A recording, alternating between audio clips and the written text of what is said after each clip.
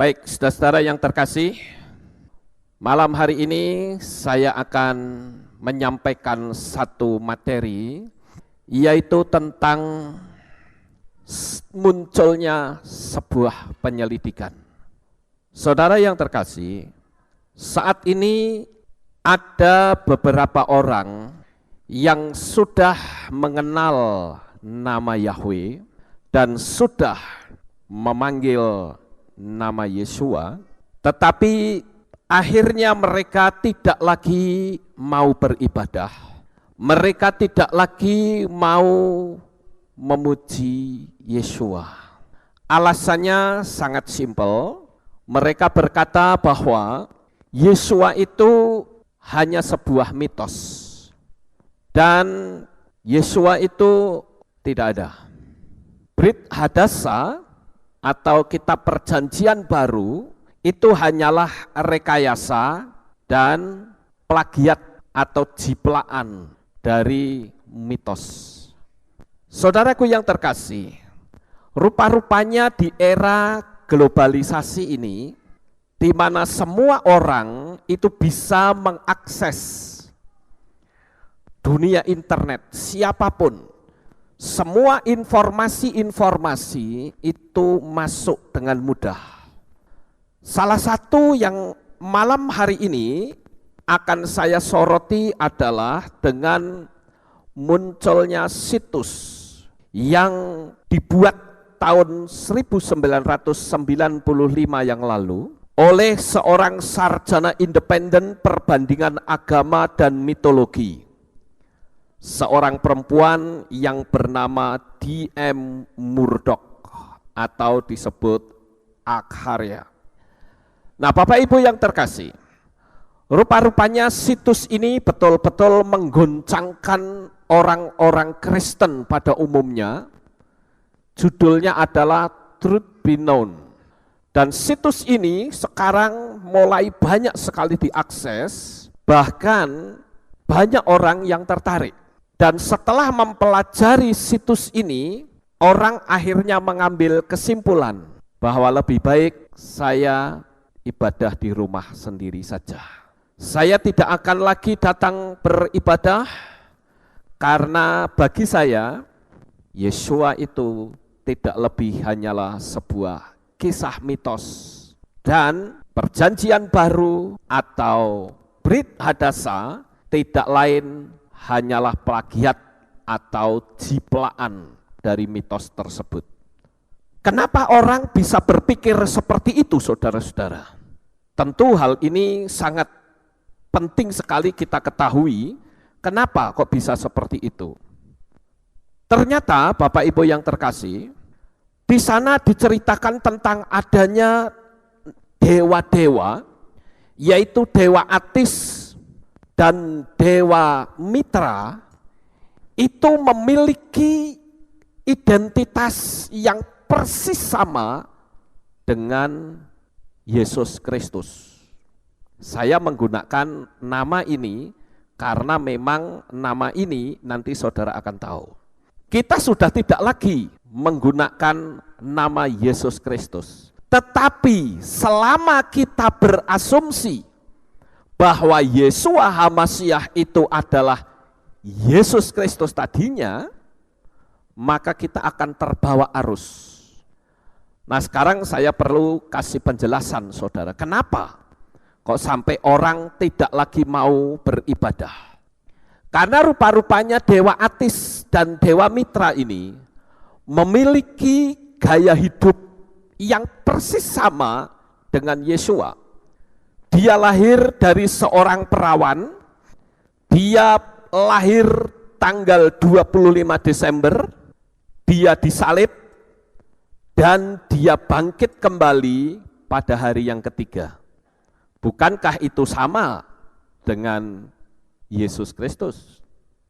Nah, saudaraku yang terkasih, Dewa Mitra ini ditemukan dalam agama Vedic India yang berumur kira-kira sekitar 3.500 tahun berdasarkan perkiraan konservatif. Dewa Mitra itu dikenal sebagai mitra atau mir, karena ia juga disebut dalam bahasa Persia. Dan Dewa Mitra ini atau peribadatan, kepercayaan mereka itu sekitar 1500 tahun sebelum Masehi, ternyata ibadah mitra telah berhasil sampai ke timur dekat di kerajaan India dari Mitanni yang pada saat itu diduduki oleh Asyur. Dan kalau saudara mempelajari dari situs tersebut dan beberapa situs-situs yang lain, dan penyelidikan ini tidak salah saudara. Saya katakan penyelidikan ini benar adanya, bahwa Dewa Mitra dan dewa-dewa yang lain itu memiliki kemiripan, memiliki kesamaan dengan Yesus Kristus. Saya ambil satu contoh. Kalau saudara melihat gambar seperti ini, jangan saudara berpikir itu Yesua, salah. Gambar yang saudara lihat ini sebetulnya adalah Dewa Mitra. Dan Dewa Mitra itu lahirnya tanggal 25 Desember. Dia juga lahir dari seorang perawan. Dia juga memiliki 12 murid. Dan simbolnya dia membawa anak domba. Dan Dewa Mitra ini memiliki konsep yang disebut Tritunggal. Bukankah Kristen sampai hari ini mengakui Tritunggal, saudara? Dan bukan itu saja, tetapi Dewa Mitra juga disebut sebagai terang dunia. Dewa Mitra juga ada cara pembaptisan, perjamuan kudus. Orang mulai gelisah dan berpikir, jangan-jangan benar apa yang disampaikan oleh ilmuwan tersebut. Dan saya mengatakan bahwa yang disampaikan ilmuwan itu benar, tidak salah, saudara. Memang ada mitologi yang berbicara seperti itu. Nah, oleh karena itulah orang mulai gelisah dan orang berpikir, wah benar kalau begitu Brit Hadasa atau perjanjian baru tidak lain hanyalah contekan dari kisah mitos yang ada di Yunani. Lalu untuk apa saya beribadah kalau begitu? Untuk apa saya susah-susah ke gereja? Untuk apa saya datang? Kalau toh saya berarti mengimani sesuatu yang kosong, tidak ada artinya. Dan saudara tahu bahwa D.M. Murdoch itu bukan orang sembarangan. Dia seorang ilmuwan dan dia adalah sarjana independen perbandingan agama dan mitologi. Nggak main-main, saudara. Dan apa yang disampaikan itu bisa dipertanggungjawabkan. Dan ternyata saya menemukan apa yang disampaikan D.M. Murdoch ini tidak cuma dia saja yang menyampaikan.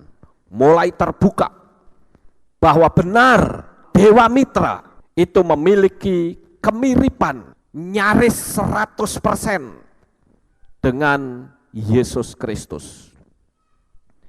Sehingga pantas kalau orang berkata bahwa perjanjian baru itu bisa jadi hasil contekan, hasil duplikasi dari mitologi Yunani tersebut. Saudaraku yang terkasih, orang yang sudah memanggil nama Bapa dan sudah mengenal Yesua, itu pun akhirnya bisa saja mundur karena dia berpendapat bahwa Yesua itu tidak jauh berbeda dengan mitra. Nah, saya mengatakan seperti ini kenapa, saudara? Karena orang masih berasumsi sampai hari ini. Bahkan pengagung Yahweh selalu berpikir bahwa nama asli Yesus Kristus adalah Yeshua HaMashiach. Tapi dari hasil pembelajaran, akhirnya saya menemukan bahwa Yesus Kristus dan Yeshua HaMashiach itu sangat berbeda. Loh, kok bisa dikatakan berbeda? Ya jelas dong, hari lahirnya saja beda kok. Ya kan? Konsepnya saja berbeda. Kalau Yesus Kristus oleh kaum teolog menganggap itu Tritunggal. Apa bedanya dengan Dewa Mitra? Dewa Mitra juga Tritunggal. Nah, Bapak Ibu yang terkasih, kenapa orang bisa goncang? Karena kita itu sudah terbiasa dengan nama Yunani Yesus, yang lahir tanggal 25 Desember, yang juga sama dengan Dewa Mitra, Dewa Saturnalia, dan banyak lagi dewa-dewa lain yang lahir pada tanggal 25 Desember, dan menganggap bahwa Yesus dan Yesua itu sama. Sehingga saat menemukan kisah yang mirip, dianggap Yesua dan Yesus itu sama. Nah, saudaraku yang terkasih, Dewa Mitra juga matinya disalib. Apa bedanya kalau begitu? Nah, oleh karena itulah kita harus tahu, saudara, apa sih kekristenan itu? Nama Kristen itu dimulai dari Antiokhia. Di dalam kitab Ma'ases Lihim pasal 11 ayat 26 itu ditulis bahwa penyebutan kata Kristen itu dimulai pertama kali di Antiokhia. Kita mulai membaca terlebih dahulu dari kitab Ma'ases Lihim atau Kisah Rasul pasal 11 ayat 26. Kisah Rasul pasal 11 ayat 26 berkata, dan ketika menemukannya, dia membawanya ke Antiokhia, dan terjadilah selama setahun penuh mereka berkumpul bersama dalam jemaat dan mengajar kerumunan orang yang cukup banyak, dan para murid itu disebut Kristen untuk yang pertama kali di Antiokhia. Nah, saudara lihat, murid-murid di sana dikatakan disebut Kristen untuk yang pertama kali.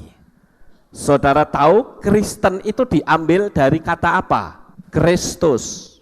Mesianik diambil dari kata apa? Mesias. Nah, saya akan menyoroti kata Kristus itu, saudara. Dan Kristen. Sebetulnya kalau saudara memperhatikan, kata Kristen itu bukan merupakan ungkapan bahwa murid-murid itu seperti Kristus. Salah. Sekarang saya buka rahasia yang selama ini terselubung, tersembunyi, yang tidak seorang pun yang tahu. Bahwa sebetulnya, saudara, yang disebut murid-murid itu adalah jemaat yang berbahasa Yunani, yang menyebut Yesua itu sebagai Kristus. Sekali lagi, siapa sebetulnya orang yang disebut Kristen itu? Kristen itu sebetulnya adalah merupakan kata ejekan. Ya, Kristen adalah kata ejekan. Loh, kok diejek kenapa? Karena orang-orang yang memanggil Yesua, mereka mengatakan Kristus, yang artinya yang diurapi. Nah, jemaat Yahudi itu tidak terima. Maka orang itu dijadikan ejekan oleh orang-orang Yahudi. Karena apa, saudara? Karena istilah Kristus itu bukan seperti yang kita bayangkan. Kristus artinya yang diurapi oleh Roh Kudus. Itu keliru sekali. Tetapi Kristus atau Kristos itu sebetulnya adalah merupakan panggilan dari anak pertama dari imam wanita pada kuil 1000 imam wanita. Dan kata Kristus itu sebetulnya diambil dari nama minyak krisma. Minyak krisma sampai hari ini masih dipakai oleh agama Katolik. Dan kalau saudara melihat dalam liturgi Katolik yang ada yang namanya misa krisma, maka dia akan keluarkan 3 botol minyak yang ada huruf-hurufnya OI, OS, SC. Kita mungkin tidak tahu apa itu dan orang tidak pernah bertanya.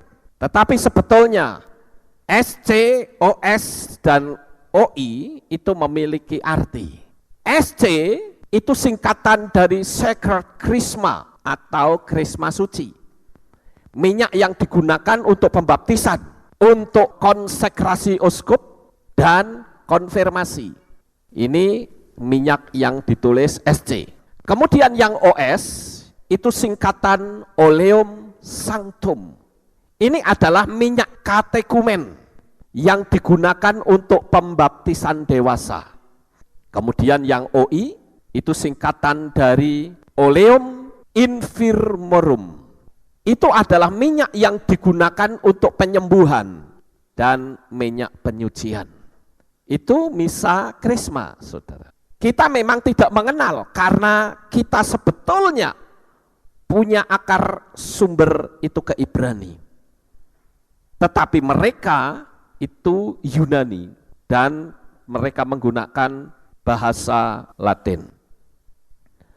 Nah, kenapa sampai murid-murid itu diejek dengan sebutan Kristen?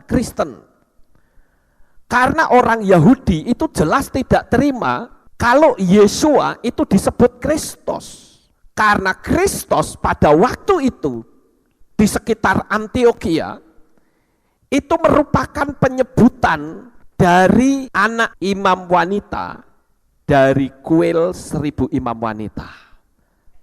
Saudaraku yang terkasih, waktu itu di Yunani banyak penyembahan berhala. Salah satunya adalah kuil 1000 imam wanita. Dan di kuil itu banyak sekali dewa-dewa dan dewi. Ada Dewi Artemis atau Dewi Diana, atau yang disebut dengan Dewi Kesuburan. Kemudian ada pula Egeria, Nimfa, kemudian Dewa Absinthus, Dewa Hermes, Dewa Tutunus, Dewa Priapus, dan yang menjadi imam di kuil 1000 imam wanita itu tentunya adalah seorang wanita yang syaratnya adalah masih gadis. Nah, untuk menjadi imam di situ, saudara, maka orang wanita itu harus mau selaput keperawanannya dirobek dengan salah satu dari patung-patung yang ada di sana. Apakah itu patung Dewa Absinthus? Tapi untuk menjadi imam di situ dia harus rela menanggalkan keperawanannya dan dia harus mempenetrasi dirinya sendiri dengan kelamin patung tersebut yang terbuat dari batu. Harus dilumuri dengan minyak krisma. Dan ketika selaput keperawanan dari imam tersebut sudah direngut oleh patung Dewa Absinthus dan dewa yang lain, maka dia punya hak untuk menjadi imam di situ. Dan nanti kalau imam wanita ini menikah dan dia mendapatkan anak, maka anak pertama itu disebut Kristus. Nah, itu sebabnya orang Yahudi tidak terima. Loh, kok Yesua kok disebut Kristus? Tidak boleh. Nah, itulah latar belakangnya, saudara. Dan saudara lihat di sini ada peninggalan-peninggalan, ya, salah satu dari 7 keajaiban dunia itu adalah kuil Dewi Artemis atau Dewi Diana yang ada di Efesus di Turki. Saya coba melihat jarak antara Efesus dengan Antiokhia itu jaraknya 81,3 km. Ini bisa dilihat di perhitungan jarak di website itu. Nah, itulah yang saya katakan, saudara, bahwa Kristen itu sebuah ejekan. Nah, Bapak Ibu yang terkasih, kekristenan itu sangat mirip sekali dengan pola mitologi. Salah satu di antaranya kalau saudara melihat di sini, bukankah teologia Kristen berkata bahwa Yesus Kristus itu adalah merupakan Tuhan Tritunggal. Ada Bapa, Anak, dan Roh Kudus. Kemudian Dewa Mitra juga Tritunggal, yaitu Mitra, Ahirman, dan Ormat. Kemudian Dewa Osiris juga Tritunggal, yaitu Osiris, Isis, Horus. Dewa Bagus, yaitu Bagus, Apolos, dan Jupiter. Belum lagi agama-agama lain yang ada di daerah India. Saudara tentu tahu, ada yang disebut Trimurti. Lalu kalau begitu untuk apa kita percaya dengan Tritunggal? Kalau begitu sama saja dong. Itulah yang membuat orang menjadi goncang, saudara. Nah, Bapak Ibu yang terkasih, Jika saudara memanggil nama Sang Juru Selamat itu dengan panggilan Yesus Kristus, pasti akan tergoncang karena syarat dengan alam dewa. Ingat, Yesus Kristus itu nama Yunani, sedangkan Yeshua HaMasyiah itu adalah nama Ibrani, nama yang tidak boleh diubah, sama seperti nama Yahweh yang juga tidak boleh diubah. Oleh karena itulah melalui munculnya situs yang semakin banyak, saudara, orang bisa saja berpikir bahwa kekristenan itu adalah adopsi dari mitologi Romawi yang hari lahirnya juga sama dengan dewa Atis atau dewa Mitra. Bapak Ibu saudaraku yang terkasih, yang menjadi kesalahan bagi orang Kristen adalah mereka itu mau digiring pada pola di luar Yahudi dengan dalih kontekstual dan hukum kasih karunia. Karena di dalam dunia teologi Kristen akan berkata bahwa Torah sudah tidak berlaku. Sekarang yang berlaku adalah hukum kasih karunia. Untuk apa kita berpikir tentang Torah? Sehingga dengan adanya hukum kasih karunia, akhirnya mengubah nama Yeshua menjadi Yesus tidak bermasalah. Padahal sekali lagi, nama Yesus itu jelas bukan nama yang diberikan oleh Bapak Yahweh. Orang bisa saja berdalih, ini kan menurut huruf Yunani seperti ini. Nggak usah seperti itu, saudara. Nama itu sudah tidak bisa dirubah. Dan saya katakan ini jelas pemerkosaan ideologi Ibrani. Kalau saudara membaca di dalam Wikipedia Ensiklopedia Net, saudara akan temukan bahwa Yesus itu diperkirakan disebut demikian karena putra dewa Zeus. Tapi sekali lagi, alasan kontekstual sehingga menganggap tidak bermasalah. Yang penting kan dia memberikan kasih karunia, kita sudah diselamatkan. Tuhan juga tidak pernah mempermasalahkan kok. Kita nurut saja, saudara. Tetapi akhirnya dengan munculnya situs yang seperti ini, orang menjadi goncang. Paling-paling yang tidak goncang orang yang buruk, yang punya dalil pokoknya. Kalau sudah menggunakan pandangan pokoknya, ya sudah, buat disalah-salahke, tidak akan bisa kodal, saudara. Kalau saudara melihat dengan alasan kontekstual, saudara-saudara, yaitu Yesus yang ada di Afrika, itu wajahnya hitam. Bukan cuma wajahnya hitam, tapi rambutnya juga gimbal, saudara. Itu Yesus versi Afrika. Cuman sayang di Indonesia kok tidak Yesus pakai belangkon, saudara. Jadi orang Kristen ini mau kayak kerbau dicocok hidungnya. Dan ini sangat mengerikan sekali, saudara-saudaraku. Bahkan kalau saudara tahu tentang konsep teologi Kristen, mungkin saudara pernah mengenal apa yang namanya Hades. Ya, Hades itu yang biasa kita ketahui adalah dunia orang mati, itu Hades. Tetapi tahukah saudara bahwa Hades itu juga sebetulnya ada sangkut pautnya dengan alam dewa. Makanya saya tidak menggunakan istilah yang berasal dari Yunani. Karena apapun yang berasal dari Yunani selalu akan berkaitan dengan alam dewa. Dunia Kristen mengatakan Hades itu diambil dari bahasa Yunani. Dan itu adalah tempatnya dunia orang mati yang nantinya akan masuk ke neraka. Saya justru mengatakan Hades itu adalah nama dunia bawah dalam mitologi Yunani. Kenapa kok ngambil dari mitologi, saudara? Kenapa kok tidak mengambil dari aslinya saja? Yang sebetulnya itu dinamakan Sheol, itu bahasa Ibrani. Tetapi menggunakan kata Hades. Dan Hades itu sebetulnya adalah dewa, putra tertua dari dewa Kronos dan dewa Rea. Dia bersama dengan saudara-saudaranya mengalahkan para titan dan mengambil alih kekuasaan atas dunia.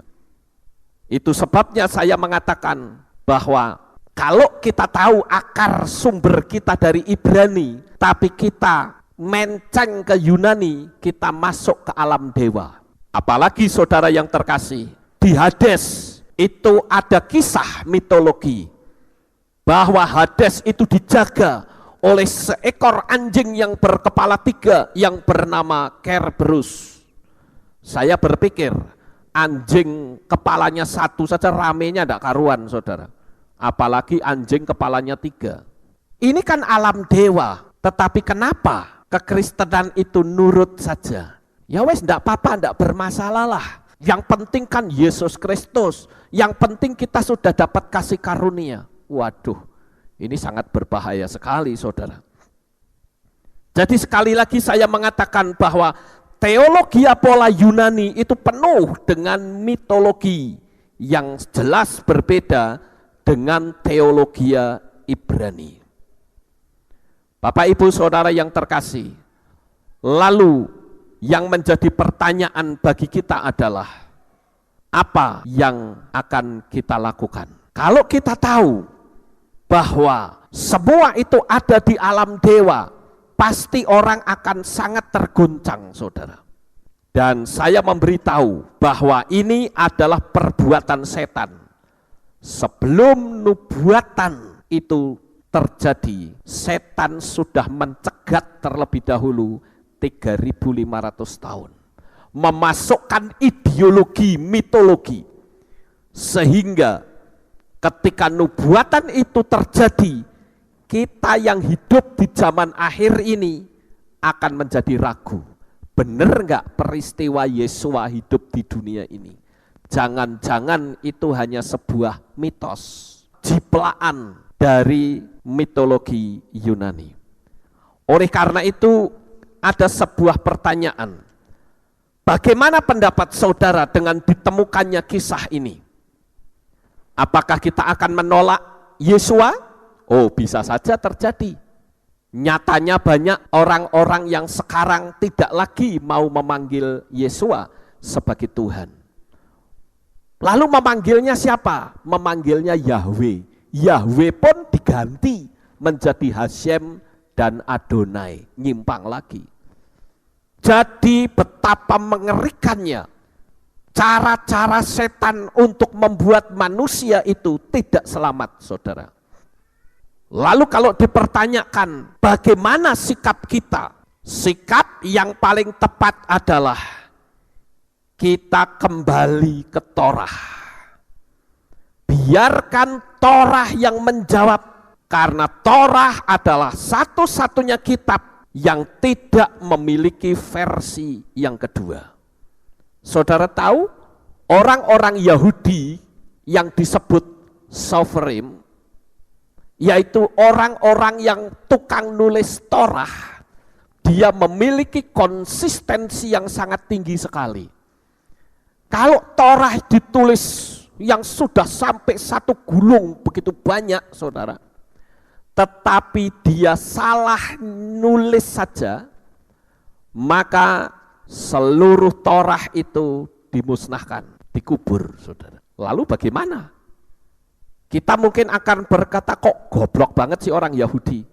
Lah mbok wis ditip eklak selesai, atau disetip, wong zaman modern kok salah ya tinggal ditip ek atau disetip gampang. Itu kan kita. Tapi para Sopherim, penulis Torah, dia betul-betul menghargai Torah.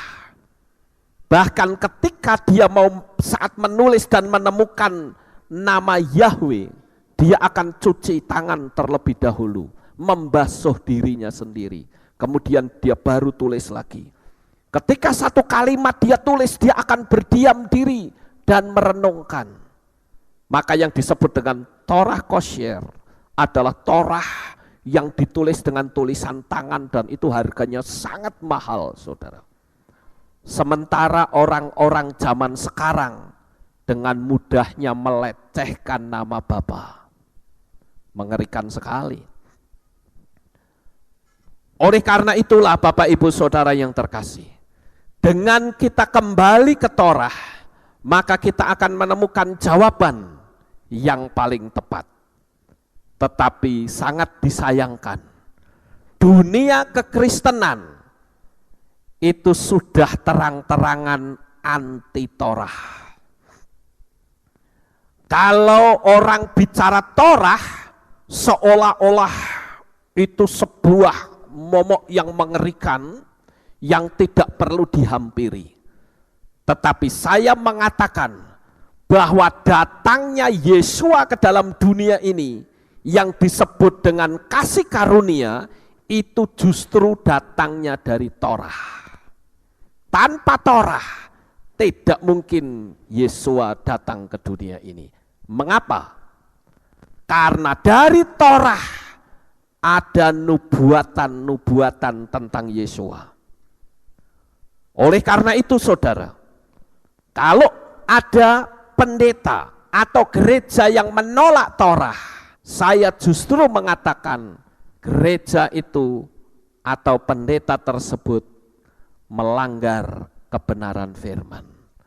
Tapi anehnya, Torahnya ditolak, perpuluhannya kok enggak ditolak ya saudara? Padahal kan perpuluhan itu Torah, betul enggak? Iya toh? Perpuluhan itu Torah saudara. Ingat, Torah itu adalah 5 kitab Moshe. Bereshit, Shemot, Wayikra, dan seterusnya. Kejadian, Keluaran, Imamat, itu Torah. Dan perjanjian lama itu disebut Tanakh. Tanakh itu singkatan Torah, Ketuvim, dan Neviim. Nah Bapak Ibu Saudaraku yang terkasih, mari kita akan mulai membahas, benarkah Brit Hadasa atau kisah tentang Yesua yang ada di dunia ini hanya sebuah mitos? Benarkah kisah tentang Yesua yang tertulis di dalam Brit Hadasa atau perjanjian baru itu hanya sebuah jiplaan saja? Mari kita akan bahas satu persatu. Kita mulai yang pertama. Kita akan membaca terlebih dahulu di dalam kitab Bereshit atau kitab Kejadian pasal 3 ayat 15. Kita akan baca terlebih dahulu saudara. Kejadian 3 ayat 15. Dan aku akan mengadakan permusuhan antara engkau dan wanita ini dan antara keturunanmu dengan keturunannya. Dia akan meremukkan kepalamu dan engkau akan meremukkan tumitnya. Nah, nubuatan tentang karya keselamatan melalui Yesua itu sudah dimulai terlebih dahulu sejak manusia jatuh dalam dosa. Jadi kalau saya terjemahkan ke bahasa bebas kira-kira begini saudara. Ketika Adam dan Hawa jatuh di dalam dosa, maka manusia pasti akan mati. Manusia putus hubungan dengan Tuhan.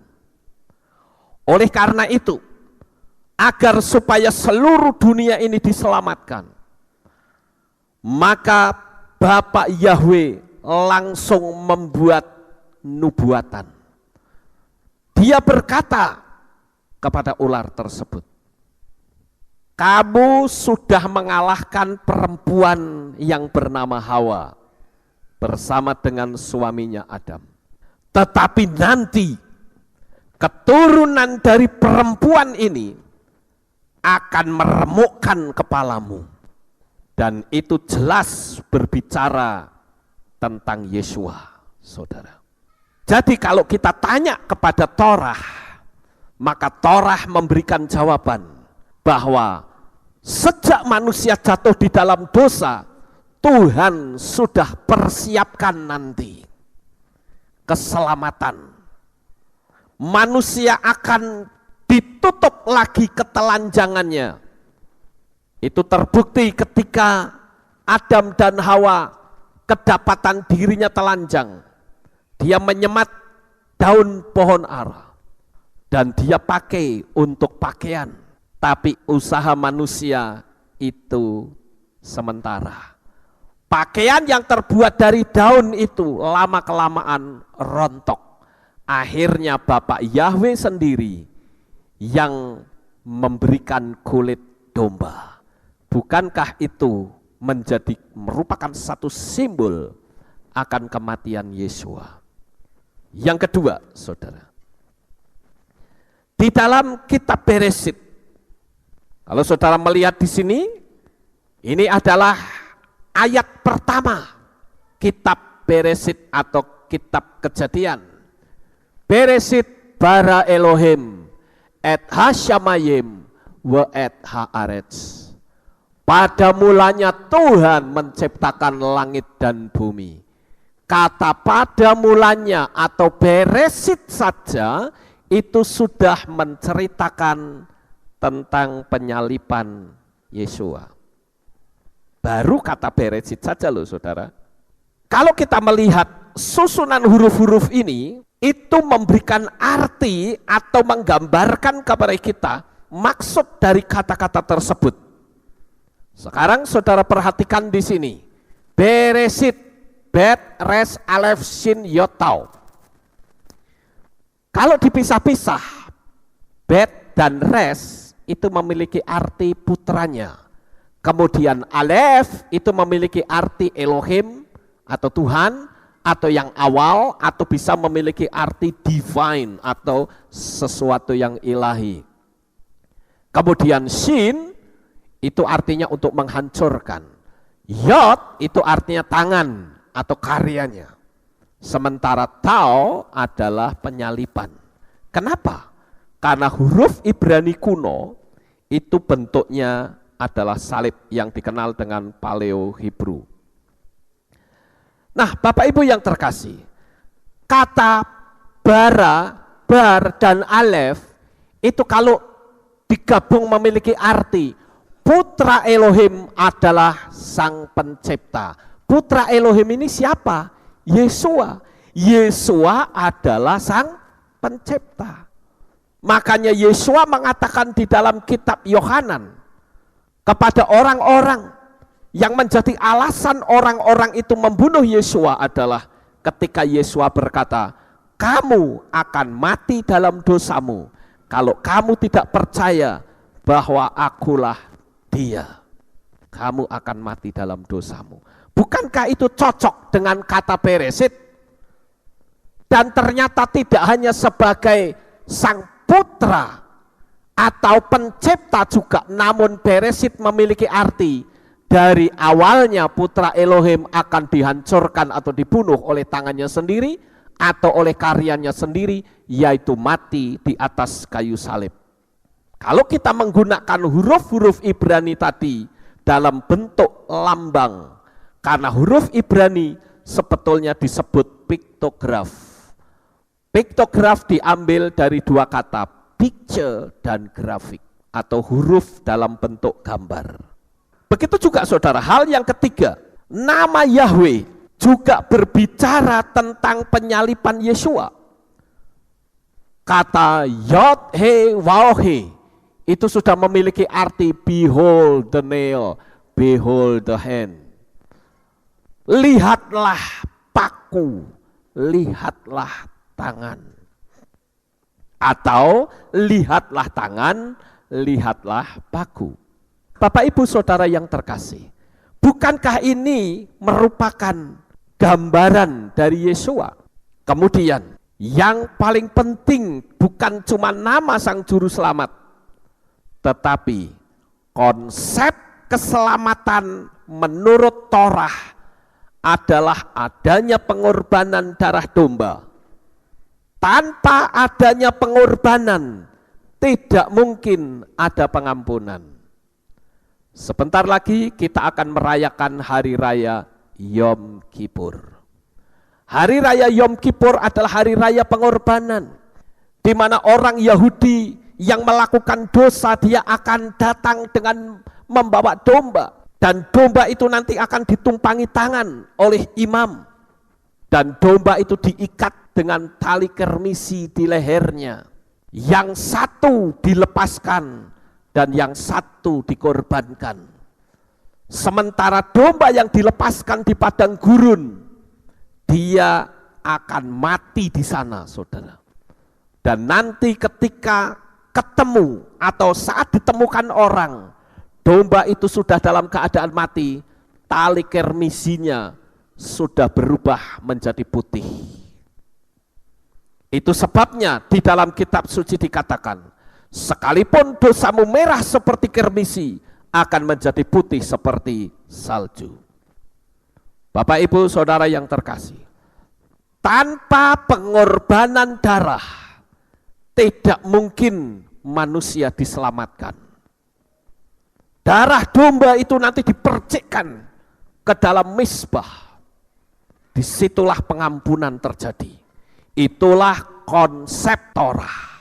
Jadi setan itu tidak suka, saudara, agar supaya orang tidak menerima pengampunan melalui darah, terciptalah sebuah pendapat bahwa Brit Hadasa itu tidak lain hanyalah kisah contekan dari mitologi Romawi maupun Yunani. Karena dengan demikian orang tidak lagi mau datang beribadah dan menyembah Yesua. Jadi dengan kata lain dia akan menolak Yesua. Menolak Yesua sama saja menolak pengampunan. Dan itu sangat berbahaya. Sekarang dari apa yang saya sampaikan ini, pertanyaan saya, apakah saudara bisa paham? Oke, bagus. Saudara tetap ikuti saya ya. Karena kalau tidak bisa saya akan ulang supaya saudara paham betul. Dari apa yang saya sampaikan tadi, saudara, di sana seolah-olah mana nama Yesua belum muncul. Betul, dari apa yang tadi saya sampaikan belum muncul nama Yesua. Tapi sekarang saya munculkan nama Yesua. Bapak Ibu Saudara yang terkasih, di dalam kitab Tehillim pasal 53 ayat 6, kalau di dalam LAI ayat yang ke-7, di dalam teks bahasa Ibrani dikatakan, Mi yiten mission Yesu ot Yisrael besub Elohim sebut amu Yagel Yaakov Yismah Yisrael. Ada satu kata yang sangat menarik di sini, yaitu kata Elohim sebut amu. Elohim sebut amu itu artinya Tuhan memulihkan manusia. Kalau Tuhan memulihkan manusia, yang jadi pertanyaan siapa yang memulihkan? Tetapi di sini ada rahasia, ada kode rahasia. Kata Elohim sebut amu. Perhatikan kata yod di sini. Kacek satu huruf shin, kacek satu huruf waw, kacek satu huruf ayin. Sudah langsung ketemu di situ nama Yesua. Apakah ini sebuah kebetulan? Saya yakin tidak. Semua sudah diatur oleh Tuhan.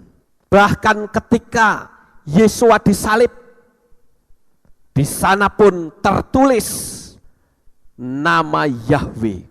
Sangat jelas sekali saudara. Saya tidak terangkan itu karena saya sudah pernah menerangkan kepada saudara. Tapi kita kembali hal ini ke tempat ini untuk saya menyampaikan bahwa di dalam Torah, di dalam Tanakh tertulis banyak sekali nama Yesua. Kalau saudara perhatikan di sini, kitab Zakaria pasal 4 ayat 8 sampai 9 dan ayat 3, pasal 9 ayat 13 di Bible Code. Mungkin saudara akan bertanya, apa sih Bible Code saudara? Buku Bible Code mungkin saudara bisa cari di toko-toko buku. Ini ditulis oleh Michael Drosnin. Bible Code itu sebetulnya adalah kitab Tanakh, ya. Bible Code adalah kitab Tanakh di mana huruf-hurufnya itu dimasukkan ke dalam komputer, yang mana di sana tidak ada titik dan koma. Nah, dari huruf-huruf yang ada di komputer itu mengandung begitu banyak kode rahasia yang luar biasa. Salah satu di antaranya, saya dulu pernah menerangkan khusus tentang Bible Code, jadi saya tidak akan berlama-lama untuk bicara Bible Code, saudara. Tetapi Bible Code ini jelas ada nama Yesua dalam kitab Zakaria.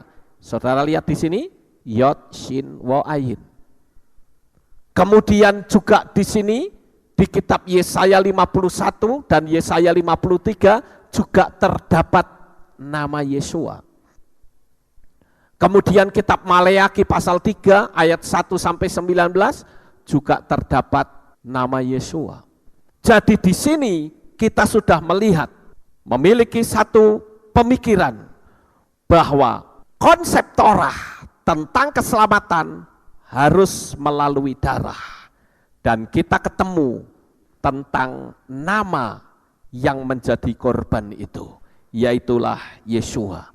Kita lihat lagi di tempat yang lain, yaitu di kitab Amsal pasal 30 ayat 4 sampai 6. Kalau saudara lihat di sini ada kotak-kotak yang bentuknya kayak salib, ya, dari atas ke bawah ketemu kata Yesua. Sedangkan dari kanan ke kiri ketemu kata Hashem. Hashem di sini bukan berarti Yahweh loh saudara, bukan. Tetapi Hashem di sini sudah ketemu merujuk kepada nama Yesua. Nah di dalam kitab Tanakh juga ada kode rahasia tentang nama Yesua. Yang berikutnya saudara-saudara, di dalam kitab Ratapan pasal 1 ayat 16 sampai 3, kemudian ayat 3, pasal 3 ayat yang kelima, itu juga ada nama Yesua.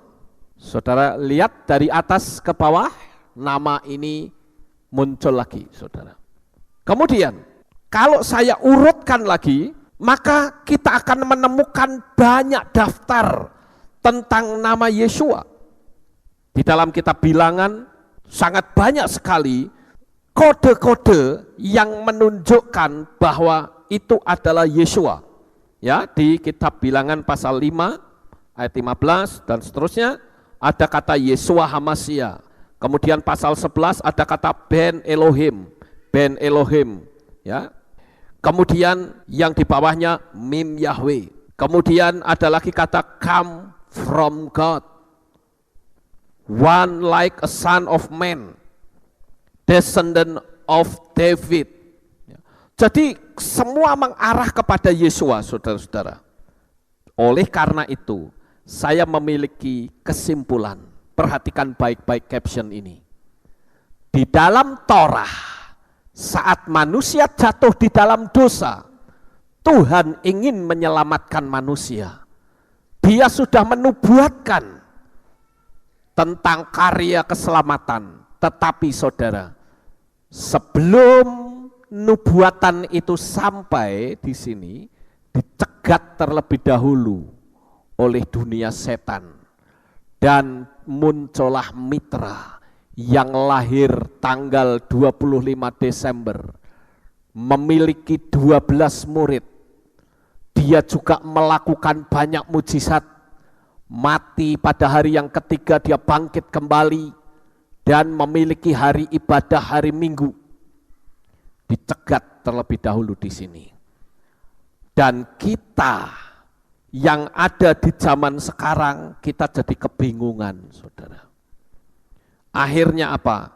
Kita tidak pernah berpikir bahwa itu adalah cara setan untuk mencegat karya keselamatan Tuhan bagi manusia. Oleh karena itu, jangan menolak Torah, tapi kita harus kembali ke akar Ibrani. Karena konsep Yunani sebenarnya yang disebut oleh Rasul Paulus atau Rabi Shaul yang disebut dengan Injil yang lain dan Yesua yang lain. Coba kita akan baca terlebih dahulu di dalam kitab 2 Korintus pasal 11 ayat yang keempat dan Galatia 1 ayat yang ke-6. 2 Korintus 11 ayat 4, karena ternyata kamu terus bertenggang rasa dengan baik, tak kala ada yang datang memberitakan Yesua yang lain yang tidak pernah kamu beritakan, atau kamu menyambut roh yang berbeda yang tidak pernah kamu sambut, atau Injil yang berbeda yang tidak pernah kamu terima.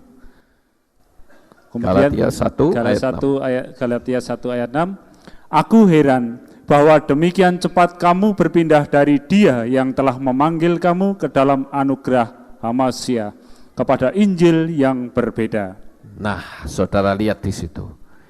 Ada Injil lain, Injil yang berbeda, Ini sangat mengerikan. Ada Yesua yang lain. Ya. Jadi karena kita hidup di zaman sekarang, saat yang asli disodorkan, kita tidak bisa terima karena sudah terlalu nyaman. Bahkan yang asli justru dianggap sesat. Kita sudah dari dulu kan dari sini kan. Nah kita sedang menerima pemulihan saudara. Tapi sekarang muncul pengajaran-pengajaran dari luar yang seperti itu, kita bingung saudara. Ada orang yang bertanya sama saya, pertanyaannya begini, menurut Pak Lukas, Yesus dan Yesua itu sama atau tidak? Kalau saya tanya kepada saudara, pasti saudara mampu menjawabkan saya. Yesus dan Yesua sama atau tidak? Tidak sama. Jadi jangan sekali-kali kita menyamakan pribadi Yesua dengan Yesus. Kalau Yesus disebut lahir tanggal 25, terserah. Itu bukan urusan kita. Yesus disebut pribadi yang kedua dari Bapa. Bapa, Putra, Roh Kudus, 3 pribadi yang dikenal dengan Tritunggal, silahkan. Teologia Ibrani tidak mengenal hal seperti itu, saudara. Oleh karena itu, kalau ada orang yang mengatakan, jangan-jangan kisah yang terdapat dalam Brit Hadasa itu hanyalah mitos belaka, maka saya akan berkata, coba tanya pada pelaku sejarah. Seperti Petrus, Andreas, Yohanes, dan dia yang melihat peristiwa itu, dia pasti akan berkata bahwa cerita mitologi itu tidak ada faktanya sama sekali. Dan ini sangat berbeda dengan Yesua. Karena aku melihat sendiri, aku makan bersama-sama. Sementara mitologi Yunani itu tidak ada jejak sejarahnya. Sampai di sini saudara paham? Kita lanjut saudara-saudara. Dan saya katakan setan itu berusaha untuk menggagalkan karya keselamatan manusia melalui darah Yesua.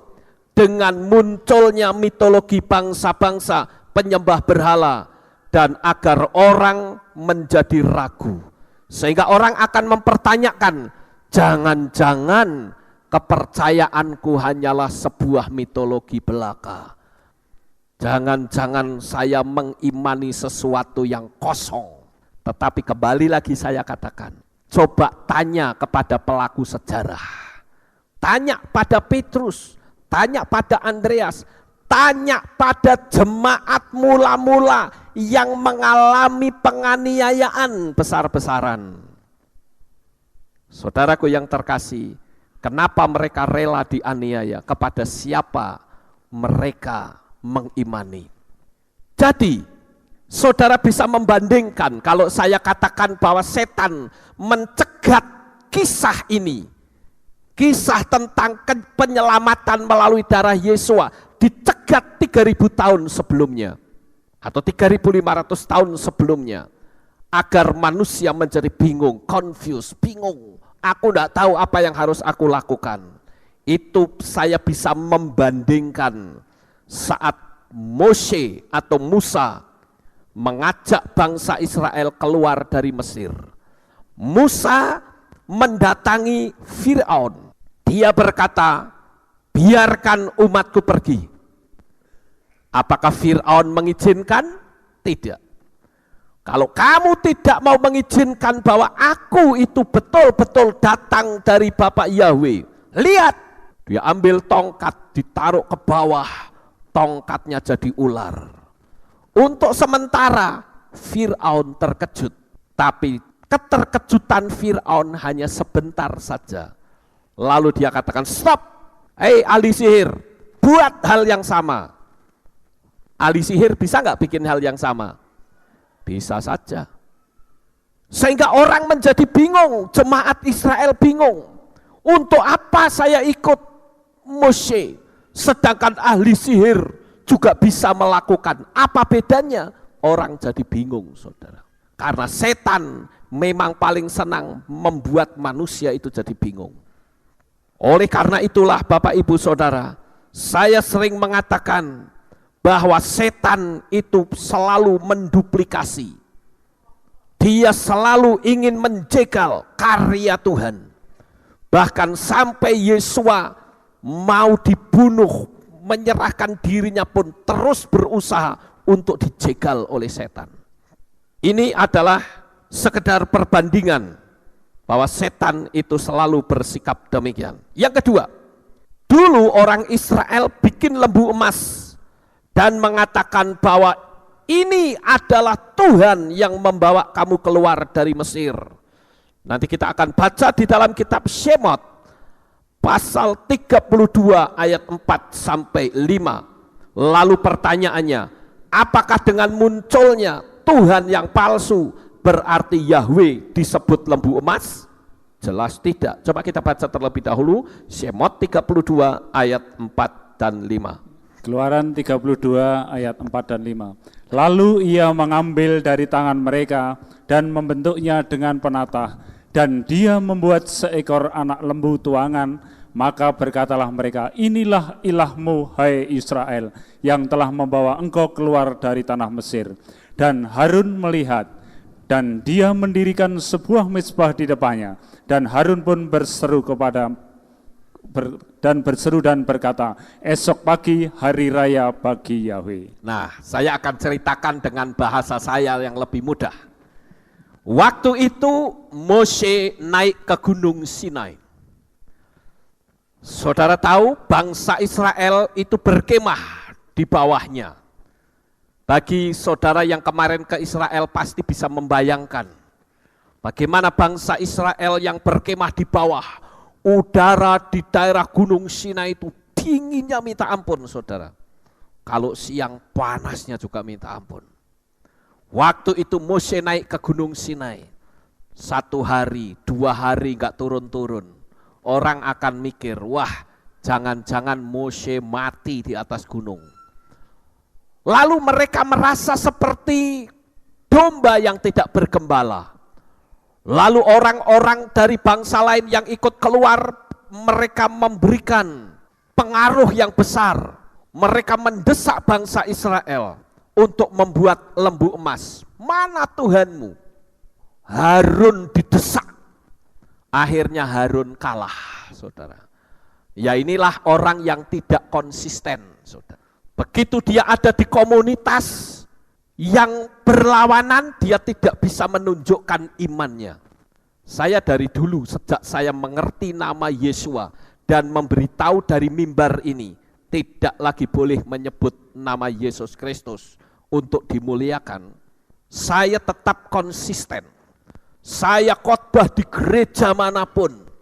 Bahkan kalau saya berkhotbah di Dharma, yang mendengar itu bukan cuma orang Kristen tapi agama lain. Saya tidak pusing.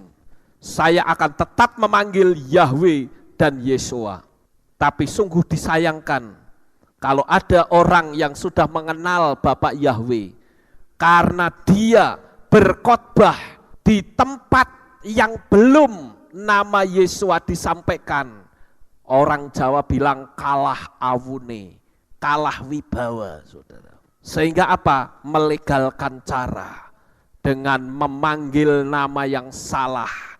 Kenapa kita tidak berani mengatakan dengan terang-terangan namanya adalah Yesua? Apa yang ditakutkan? Saya enggak pusing. Saya menyampaikan apa yang saya ngerti. Perkara orang tidak panggil saya lagi, it's okay, no problem. Saya bisa memberikan pengajaran di sini agar jemaat Tuhan di sini semakin paham akan kebenaran firman Tuhan. Saudaraku yang terkasih, saya akan mengatakan bahwa kisah yang disebut kisah mitos itu kisah yang tidak bisa dibuktikan secara sejarah. Jadi dengan kata lain, kisah Dewa Atis dan kisah Dewa Mitra itu hanya ada di daerahnya sendiri saja. Dan tidak ada fakta karyanya secara fisik maupun sejarah. Tapi hanya bentuk gambar-gambar, patung-patung, atau tempat-tempat pemujaan. Itu bisa saja.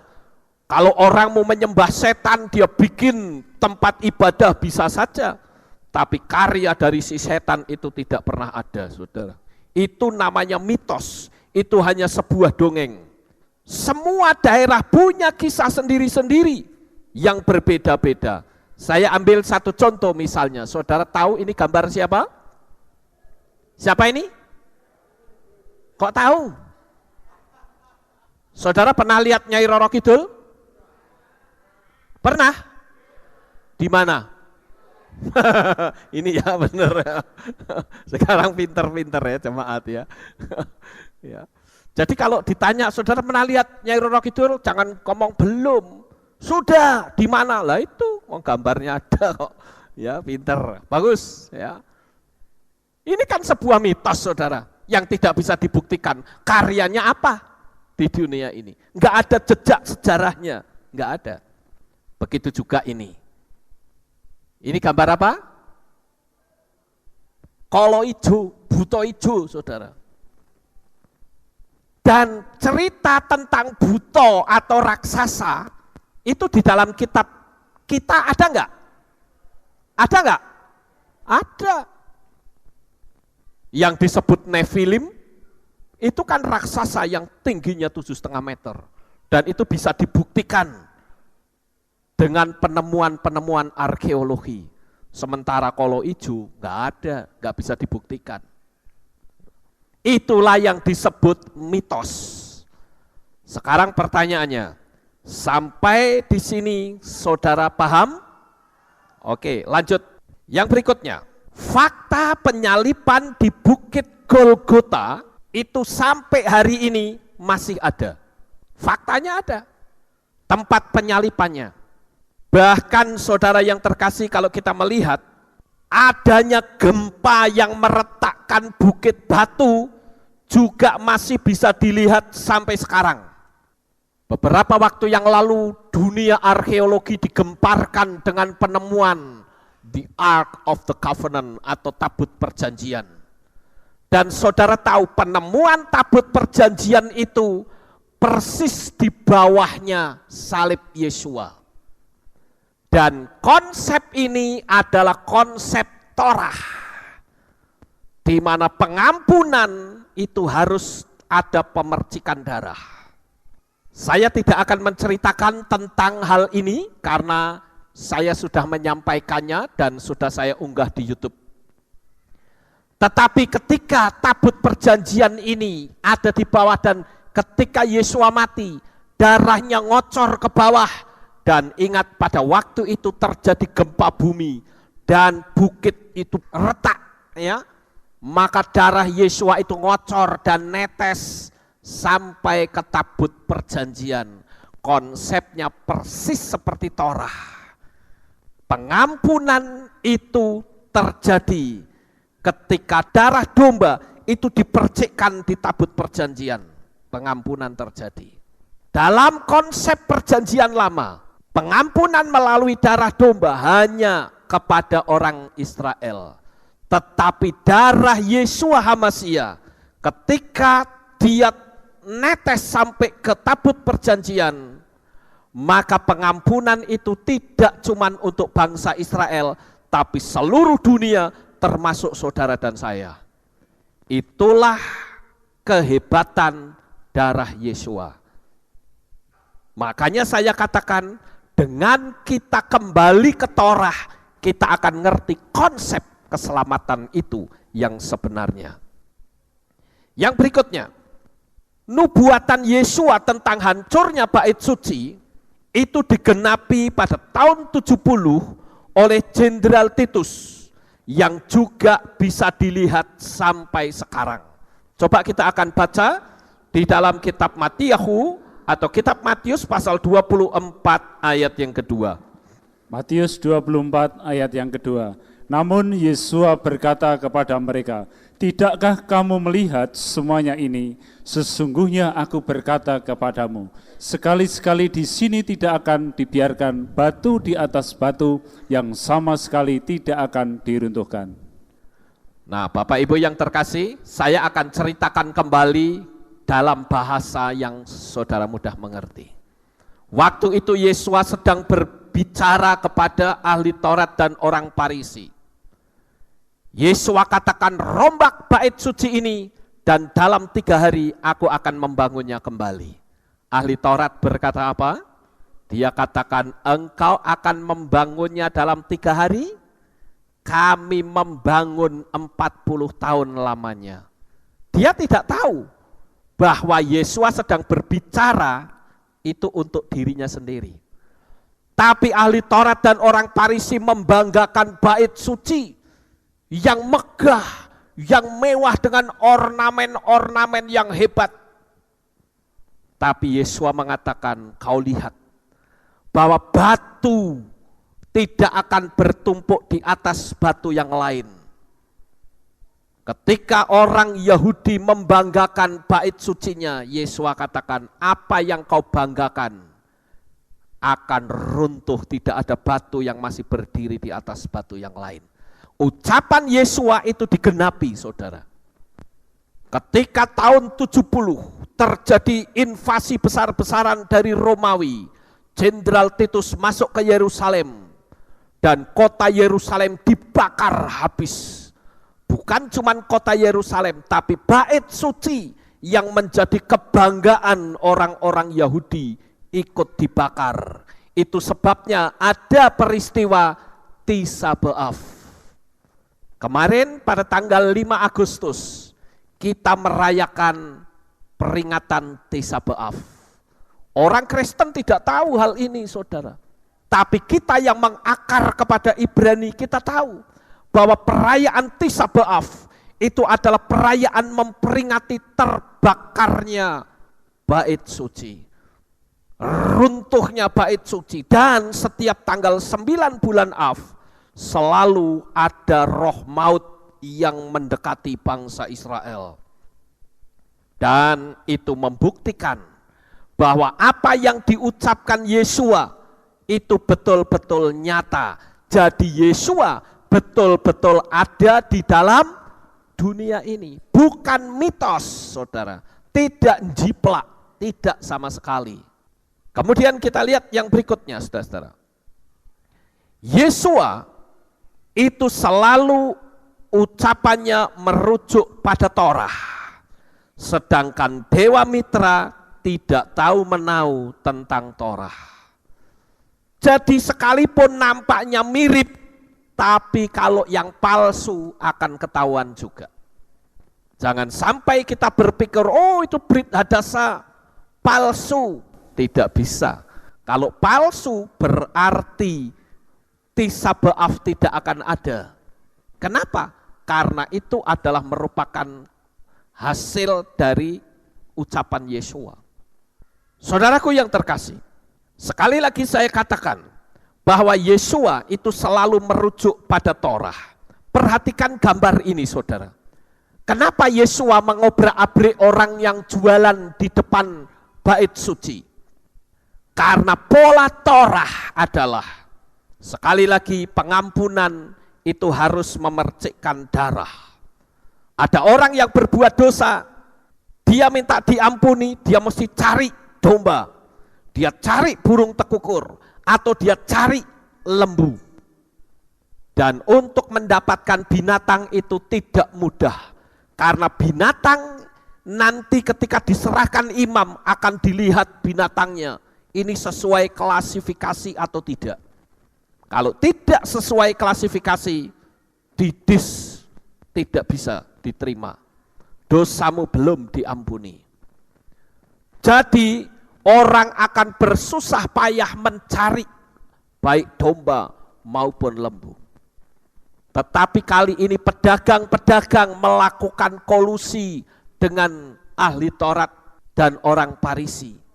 Saya bisa membayangkan waktu itu para pedagang berkata kepada ahli Taurat, Pak, bagaimana kalau daripada jemaat Israel angel nyarinya, saya tak menyediakan saja domba-dombanya tak jual di depan, tapi nanti kita akan dapat untung, nanti Bapak saya kasih fee. Mau enggak kira-kira? Mau. Ahli Taurat, senang sekali saudara. Bayangkan, untuk orang membeli domba itu tidak boleh menggunakan uang yang dibawa dari rumah, tidak boleh. Dia harus membeli uang yang sudah dalam tanda petik disucikan. Makanya ada meja-meja penukar uang ditunggang balikkan. Karena orang tidak boleh membeli dengan uang dari saku untuk beli domba, tidak boleh. Tapi harus beli uang dulu, saudara. Uang yang sudah disucikan. Dan itu nilainya lebih tinggi. Saudara tahu kan ilmu perdagangan ini, saudara? Ya. Licik sekali mereka. Sehingga karena itu legal menurut ahli Taurat, tetapi menurut Yesua itu ilegal. Maka Yesua mengobrak-abrik semuanya ini. Karena dengan adanya orang jualan di situ, Yesua katakan orang akan semakin jahat. Kenapa? Dia tidak perlu susah-susah, yang penting aku punya duit, aku mau melakukan apa bisa saja. Saudaraku yang terkasih, Yesua selalu merujuk kepada Torah, berbeda dengan Dewa Mitra. Yang berikutnya, Dewa Mitra atau Atis tidak ada sangkut pautnya dengan suku Israel maupun suku Yehuda dan tidak tahu menau tentang Torah. Tapi Yesua itu jelas dia berasal dari suku Yehuda seperti nubuatan-nubuatan yang disampaikan oleh para nabi. Tepat sekali saudara. Makanya sekalipun setan menyodorkan sesuatu yang mirip, akan ketahuan kalau kita menguji melalui Torah. Kalau kita tidak menguji melalui Torah, kita tidak akan tahu saudara. Kita harus ngerti konsep Torah itu sendiri. Yang berikutnya, saudara, Yesua memberitakan nama Bapa Yahweh, sedangkan dewa-dewa itu tidak pernah bicara tentang nama Bapa. Kita baca Yohanan pasal 17 ayat yang ke-6. Yohanan 17 ayat 6. Aku telah menyatakan namamu kepada orang-orang yang telah engkau berikan kepadaku dari dunia ini. Mereka adalah milikmu dan engkau telah memberikan mereka kepadaku dan mereka telah memelihara firman-Mu. Nah, saudara lihat di sana, Yesua berkata apa? Aku telah menyatakan. Kata menyatakan itu diambil dari kata nyata, yang berarti sebelumnya belum nyata. Perlu Yesua nyatakan. Dan yang dinyatakan itu adalah nama Bapa. Jadi sangat jelas sekali Yesua menyatakan nama Bapa. Kalau Yesua saja menyatakan nama Bapa, masa kita mau menutupi nama Bapa? Kita mau menghilangkan nama Bapa dengan panggilan Hashem atau Adonai? Itu jelas melanggar Torah, melanggar kebenaran firman Tuhan.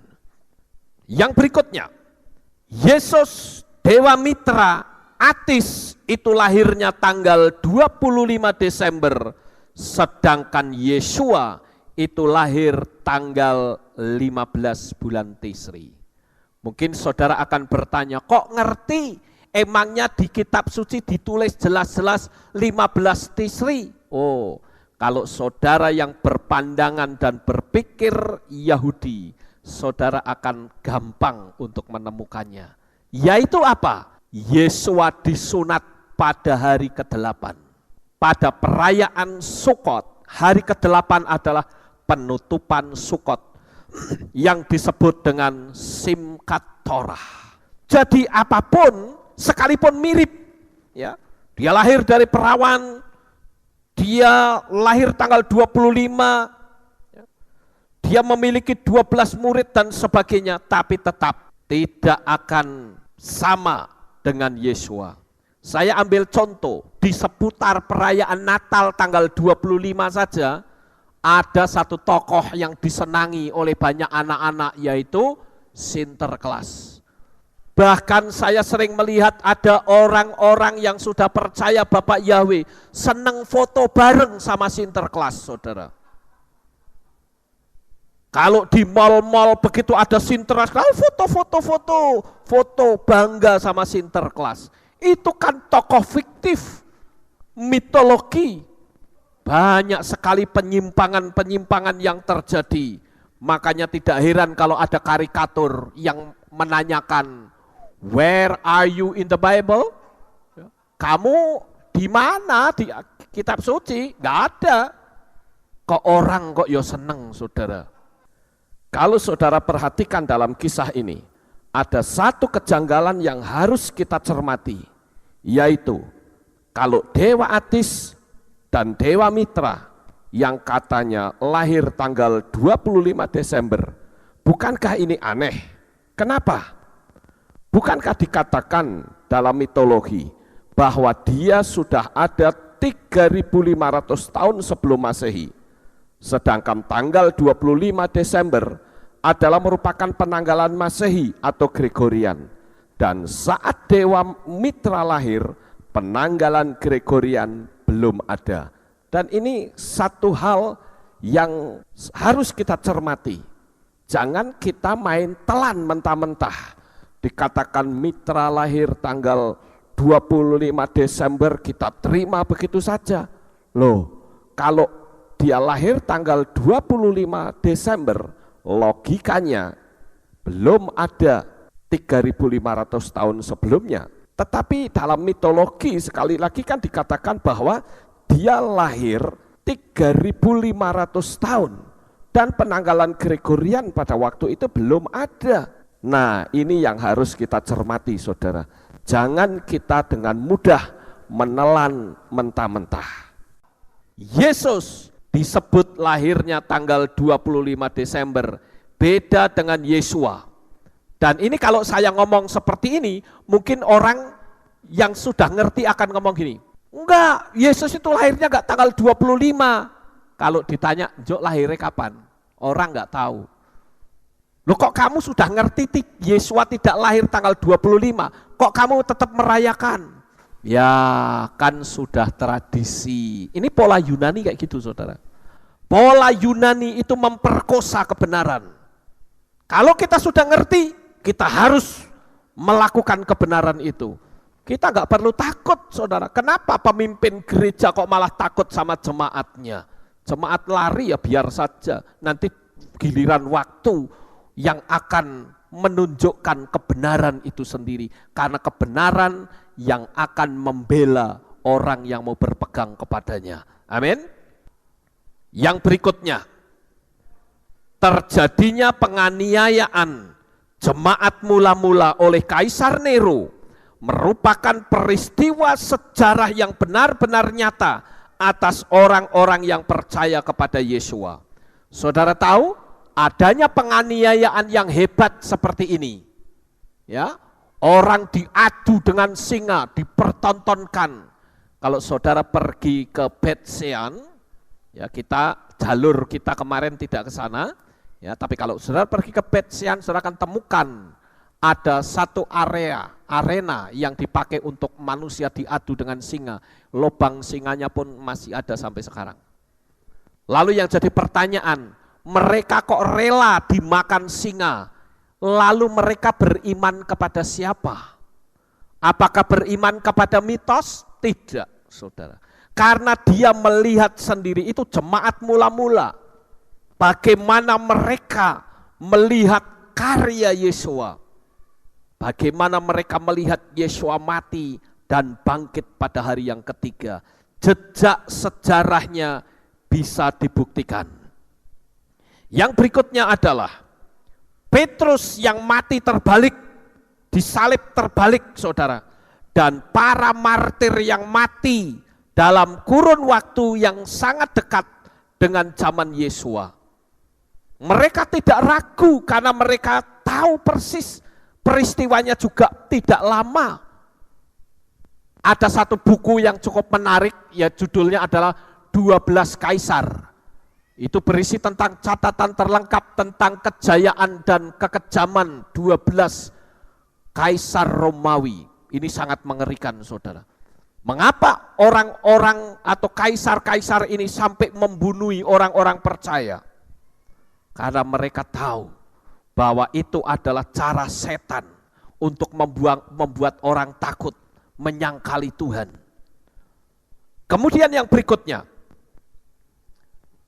kalau Yesua itu hanya sebuah kisah rekayasa bohong, maka tidak ada pula jemaat Yahudi di Asia Kecil, yaitu 7 kehilat di dalam kitab Gilyahna. Tapi faktanya sampai sekarang menjadi objek wisata. Jemaat ini bukan jemaat Kristen loh saudara, jangan salah mengerti. 7 jemaat itu adalah jemaat Yahudi yang dikenal dengan Yahudi diaspora. Dan mereka adalah jemaat yang berbahasa Ibrani. Dan juga ada yang berbahasa Yunani. Jadi jangan saudara berpikir itu adalah orang-orang Kristen, bukan. Itu orang Yahudi yang dikenal dengan Yahudi diaspora. Sekarang sedikit tambahan tentang Dewa Mitra. Yang pertama adalah mitologi Mitra itu terdapat dalam 2 kebudayaan, yaitu kebudayaan Iran dan Roma. Catatan sejarah yang paling lama tentang dewa yang bernama Mitra Iran adalah sekitar 1400 tahun sebelum Masehi. Dan tulisan yang berwarna kuning ini adalah sumbernya. Kita lihat yang berikutnya. Yang kedua, setelah muncul agama Zoroaster, Mitra Iran berubah menjadi perantara antara Ohmart, dewa kebaikan, dan Ahriman, dewa kejahatan dalam mitologi dualisme Zoroaster. Semua sumber-sumber saya cantumkan di situ. Next. Yang ketiga, Mitra membunuh banteng ditemani oleh anjing, ular, gagak, dan kalajengking. Kejadian ini berlangsung di dalam gua. Dan ikon ini terdapat dalam setiap gua tempat pemujaan Mitra Romawi. Namun kisah ini tidak sama sekali ada dalam mitologi Iran. Jadi simpang siur saudara. Tetapi ada satu hal yang cukup menarik adalah dalam gambaran Dewa Mitra yang sedang membunuh banteng saudara, selalu di belakangnya ada gambar seperti ini. Ya. Nah, inilah yang dikenal dalam pola Yunani itu Yesus Kristus. Makanya selalu gambarnya pakai beginian, saudara. Ya. Sosok ini selalu muncul dan berpakaian merah. Inilah Yesus. Sekali lagi, Yesus bukan Yesua. Harus kita ketahui itu. Next. Para ahli menduga bahwa Mitra Romawi adalah ciptaan baru dengan menggunakan nama lama untuk mendapatkan kesan yang misterius. Yang berikutnya, pemujaan Mitra tersebar ke Persia melalui kebudayaan Helenisme. Setelah kekalahan Persia oleh Alexander Agung di abad ketiga dan 4 Masehi, pemujaan Mitra dilakukan oleh prajurit-prajurit Romawi dan menjadi rival bagi agama Kristen yang saat itu baru mulai tumbuh. Nah, di situ kekristenan mulai berkembang, saudara. Tapi ingat, kekristenan itu sudah nyimpang dari pola Yahudi. Kenapa? Karena ada pola Helenisasi yang cukup kuat pada waktu itu. Saya tidak lagi bercerita tentang apa itu Helenisasi dan sebagainya. Yang berikutnya yang keenam, yaitu Mitra Romawi baru tumbuh dan mencapai ketenarannya paling cepat setelah tahun 200 Masehi. Dan ini diciptakan setelah jemaat mula-mula berkembang untuk melawan gerakan ini. Jadi bukan tokoh Yesua yang mencontek Mitra Romawi, melainkan Mitra Romawilah yang mencontek tokoh Yesua, tetapi mereka menggunakan nama Yesus Kristus yang memang berasal dari nama Yunani. Sekarang terjadi kesimpang siuran yang sangat luar biasa. Yang berikutnya yang ketujuh, oleh karena itu jangan pernah lagi menyamakan Yesua dengan Yesus Kristus yang syarat dengan dewa-dewa Romawi. Karena ingat, akar iman kita bukan dari Yunani, melainkan dari Ibrani. Jadi dengan demikian saudara, jangan ragu lagi engkau tetap setia beribadah. Jangan ragu lagi, karena Yesua itu adalah Yahweh sendiri yang turun ke dalam dunia ini. Dia adalah pahlawan kita yang menyelamatkan kita melalui darahnya. Sukses besar untuk saudara. Bapak Yahweh memberkati. Haleluya. Kita tunduk kepala, kita akan berdoa.